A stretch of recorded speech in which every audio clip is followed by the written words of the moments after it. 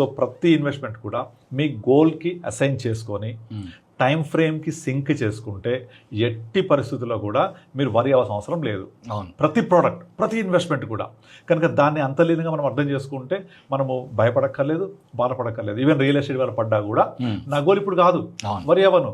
కానీ చాలామంది 40 లక్షలు కొన్నా, కొనగానే 70కి అడిగినారు, 60కి ఇవ్వలేదు, ఇవాళ నేను 40కి అమ్ముతున్నా కొనట్లేదు అంటే నీ గోల్ ఏంటప్పుడు ఫస్ట్ అది చెప్పండి. మీ గోల్ ఏమైనా 5 yearsకి ఉందా, 6 yearsకి ఉందా? ఉంటే మరి దాన్ని ప్లాన్ చేసుకొని చేశారా? 6 years అంటే లిక్విడిటీ ఉండదు కాబట్టి ఒక 1 year క్రితం నుంచి అమ్ముకుంటూ రావాలి కదా. ఈ ప్లాన్ చేశారా? చేయలేదు.